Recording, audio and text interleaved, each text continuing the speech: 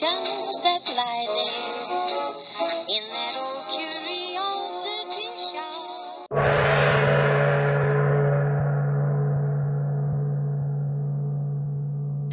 There is a new way to serve French toast, and it is wonderfully delicious. All you do is add 2 tablespoons of old-fashioned molasses to your regular French toast batter.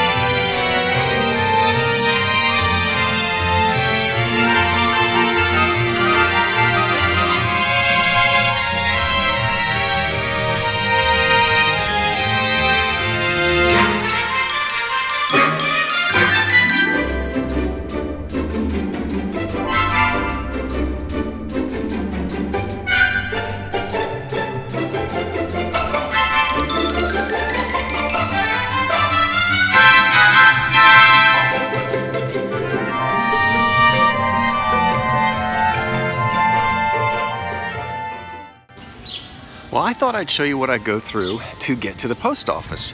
I'm down on 9th Street in South Philly. Beautiful church here right on the corner. Actually, it's 9th and Dickinson, I think. So here are some of the boxes that I have to take. And then this is the old, it's called the Southwark Station Post Office. And it's one of the old, I bet it's a WPA project, 1935. Henry Morgenthau, yes! He was in the cabinet, Secretary of the Treasury. Okay, Farley. Anyone who is familiar with the musical Annie, you'll recognize those names. Yeah, those are all well-known names from Roosevelt's cabinet. And anyway, a funny story about Francis Perkins, who was also a member of his cabinet. Let me get these packages into the mail, and then I'll tell you about Francis Perkins. Let me grab one. I don't want to film other people, but you have to come around the corner. You see what that lady's doing? And you drop your mail in that great big thing. Oh, she's taking up all the space. Hold on. Okay, there are some of your packages waiting to go all over the country. Now let me jump down. Now what I was saying about Roosevelt's cabinet is there was a member of his cabinet named Francis Perkins, and I was in an amateur production of Annie, and the director cast, the director of the play cast a man to play the part of Francis Perkins. He just assumed that it was, you know, the 1930s and all of Roosevelt's cabinet members must have been men, and of course Francis can be a man or a woman's name. Well, it turns out Francis Perkins is a woman.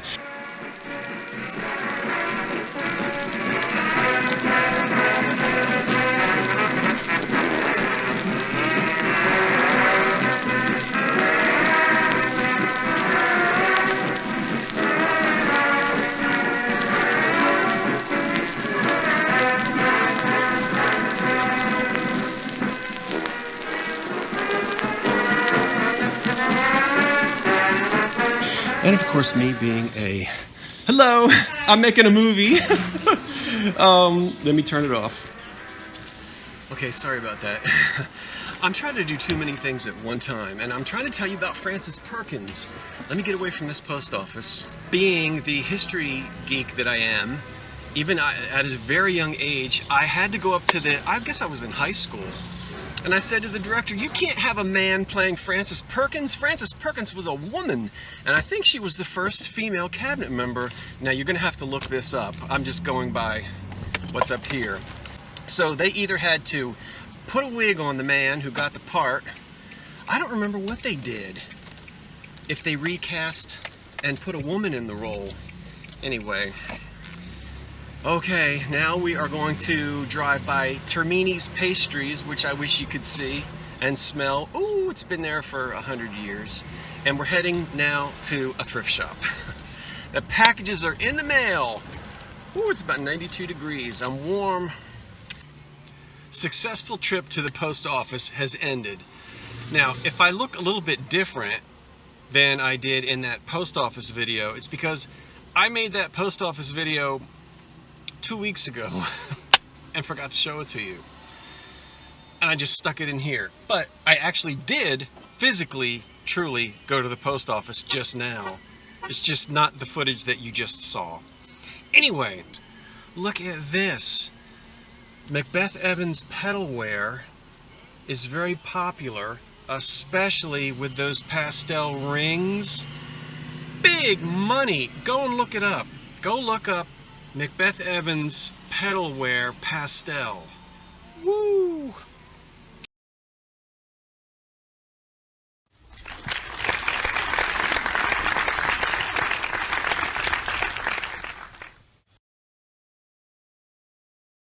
That's not what this is. Well, it is Macbeth Evans pedalware, and it'll say made in USA, which it does right there. The there was also a Canadian, see, now I need to look it up because I don't remember. Anyway, this is the American made, but look at the beautiful hand painted, that's all hand done. Not by a crafter, but by someone in a decorating room. The red is actually in the, you know, this is paint, but the red is actually a color that's in the glass. So anyway, a serving bowl there. I paid $5 for that. It's probably not going to sell for much more than, oh, I don't know, 15 or so, but we'll see. But there are no chips on it, and notoriously these pedals are chipped. Here's a piece of green depression glass, and it's a console bowl. And looking like a phosphorescent jellyfish. It's got uranium in it, and it's also got the beautiful flowers there, the encrusted with the gold. Very nicely done. I've seen these flowers so many times. There is somewhere to the gold right there. That must have been where Granny grabbed it. And all the time. But anyway, so a nice little little console bowl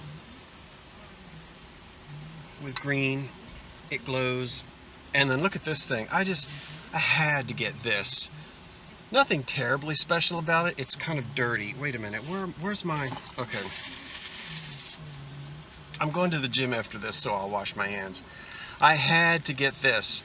It's a piece of EAPG. It might have a mark on it, in it. They usually don't, and it don't. Okay, $2.99, but it was half price. Look at the dolphins. Or sea creatures. You see them right there? Smiling, sort of a stylized fish. Dolphin type thing. There's one on that side. And there's another one over here on this side. This thing is dirty. Now, could just be, you know, that was a very popular decorative motif on lots of things in the first 20 years of the 20th century.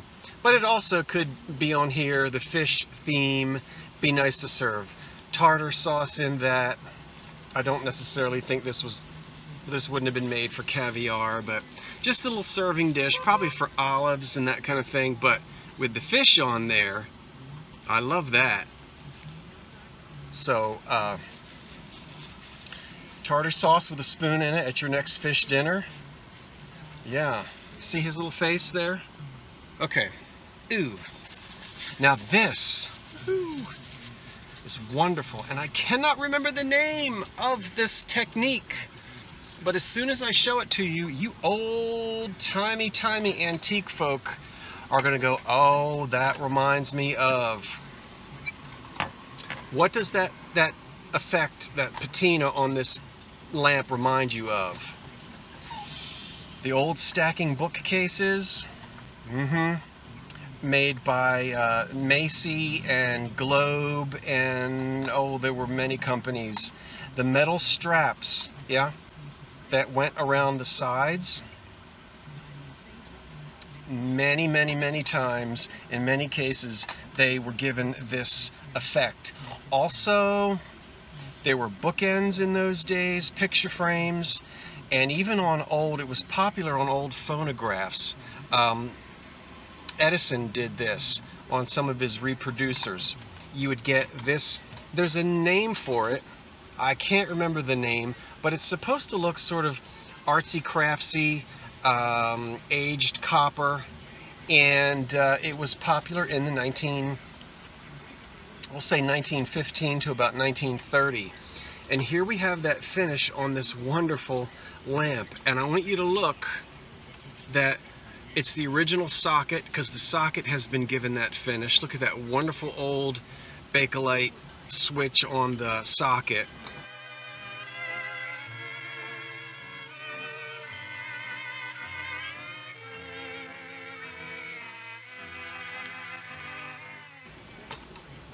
That also helps us to date.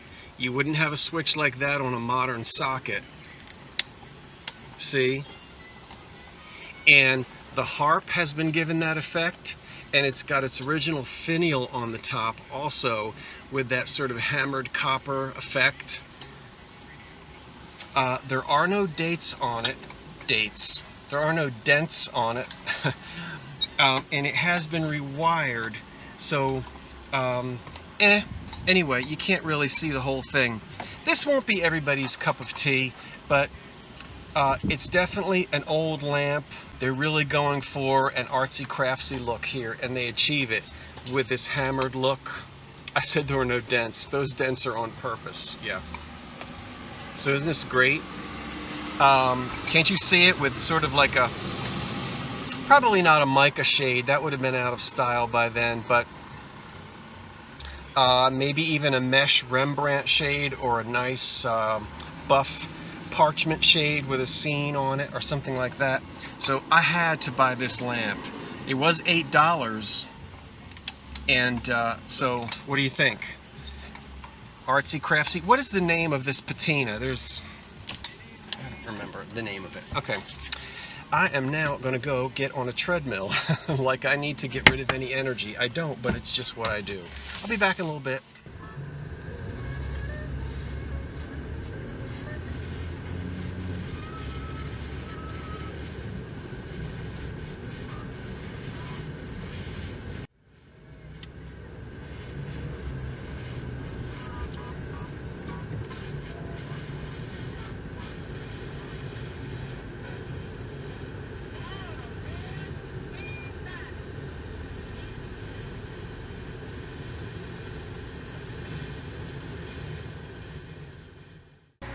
It sure has been a while. Now it's time to see if I can find anything in jinxed Fishtown on lovely Frankfort Avenue. Let's go.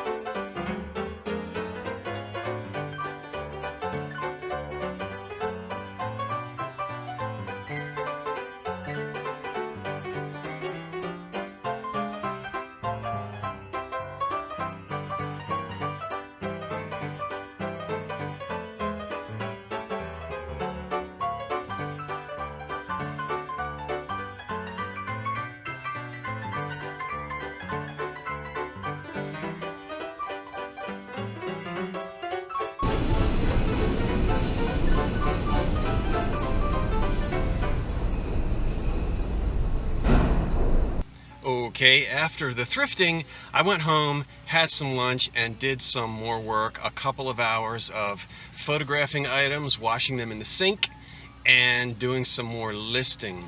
I then decided I needed to go back out late in the afternoon because I wanted to see if there were any more of those wonderful shades. Now I'm going to show you very quickly, but I'm not going to tell you anything just yet. Here is what I'm talking about. And yes, I found more. I'll tell you more about these later. If you were in my live chat a couple of nights ago, or last night, whenever it was, you know all about these. But never mind. I'm going to tell you about these later. It's very, very exciting. All right, let me put those down. Whew. Now, also, yeah, so we just walked around Jinxed for a minute. Very quickly, it's a wonderful place here in the Fishtown neighborhood of Philadelphia. I bought one thing. I'm going to show it to you first and then tell you why I bought it. No, I am not in need of a plastic accordion folding rain hat. This is for a friend of mine who is turning a certain age.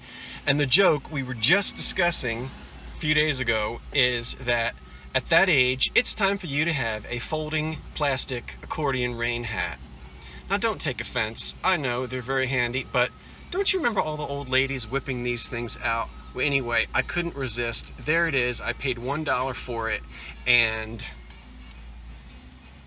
this is the best find of the day. Now I'm on my way home. It is late in the afternoon, and I still have a couple hours of work to do tonight. Plus, I've got to publish this video. So I guess I'll say goodbye, but who knows what happens on the way home. I might stop at another shop. So we'll wait and see. Well, here I am back on 12th Street, and it's late in the afternoon. I'm getting ready to get out of this truck and go inside. I usually take a little 30-minute, well, what my parents used to say, I'm going to rest my eyes.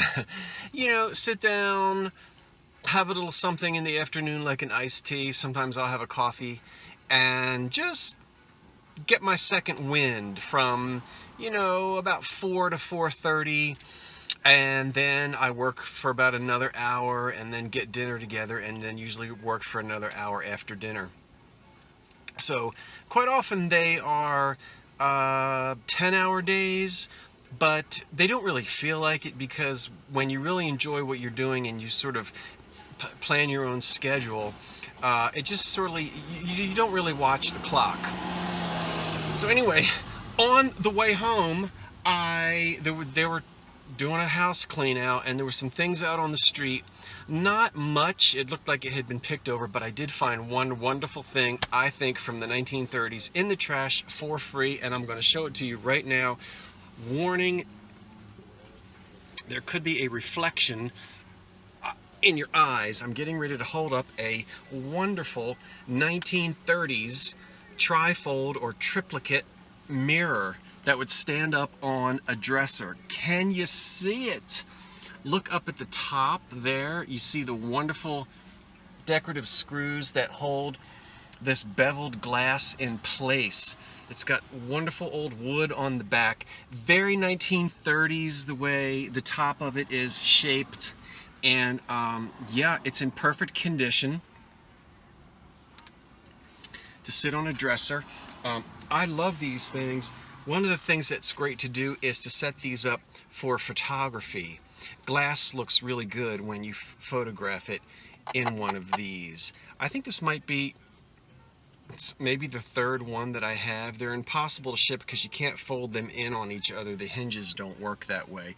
But that was free in the trash. How exciting. All right. Well, thank you for watching a little bit of my day today. The things that you saw in the morning thrift haul are currently listed, and they're in the old curiosity shop for auction right now. All those things that you just looked at about 10 minutes ago. So if you see anything you like, the link to the old curiosity shop is in the description box below. And I promise you, I'm going to be back very soon if you didn't catch the live chat, and I'm going to tell you how fantastic this is, or these are. I can't wait to share that story with you. So until then, I'm Scott from the Old Curiosity Shop saying thanks for watching. wait for the cat, and so long for now. Meow.